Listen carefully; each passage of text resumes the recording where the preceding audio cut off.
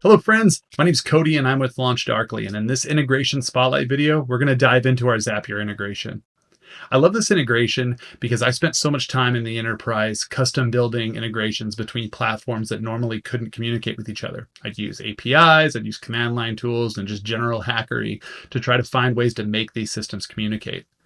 That took a lot of time and created things that required a lot of care and feeding to keep working. So tools like Zapier give you a set of building blocks to bring integrations together.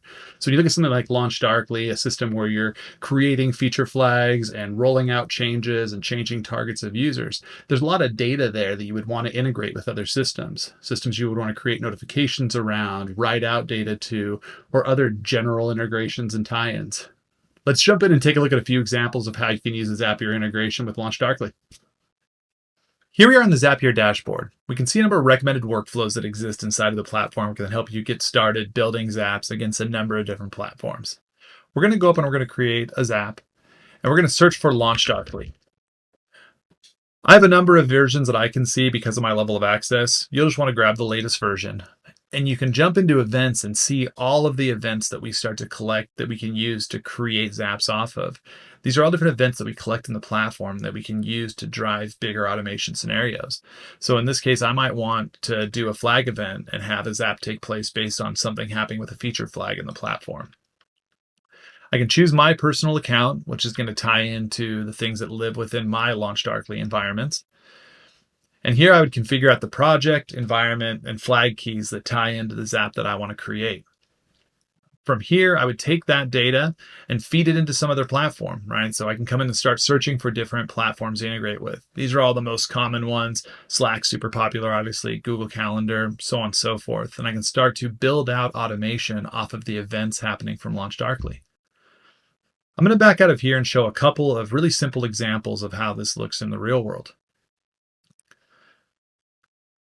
One of my favorite examples is this idea of access tokens. In my team, we run a shared account, and I would want to know if somebody was creating access tokens in that because that's a high security event.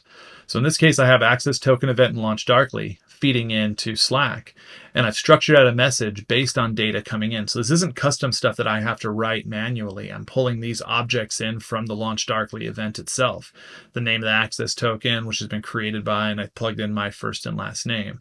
This is getting sent out from the LD Zapier bot out to a custom channel inside of my Slack environment.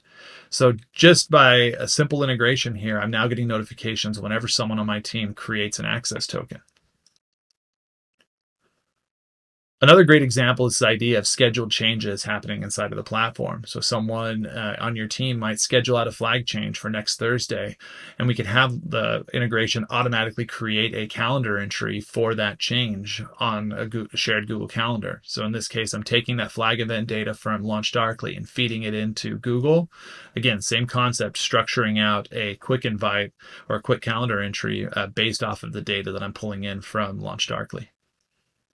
Now, these are two simple examples of taking LaunchDarkly data and just feeding them into one other platform. But I think this really starts to shine when we look at how you can integrate across multiple platforms. So in this example, I take that flag data, a flag value that's changed, and I create a calendar entry when that change happens. So this is great for auditing sake to say, hey, on this date at this time, a flag value has changed.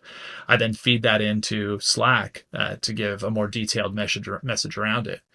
So when I go into this, we can see I've structured out a real basic entry. Cody Oakland modified this flag in LaunchDarkly, but then the detail is really in the Slack message that breaks down who submitted it, the feature flag that was changed, descriptions, and the reasons from the feature flag itself. So you can see how we can start to chain these events together and really create bigger integrations, bigger automation across a number of different platforms.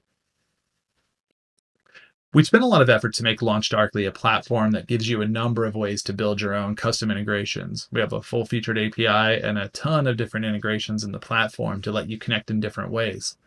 But again, what I love about the Zapier integration is the flexibility that it gives you to start to chain into systems that we maybe haven't built integrations for yet, and really simplifies the way you might do a custom integration without forcing you to build something from scratch and maintain this handcrafted integration.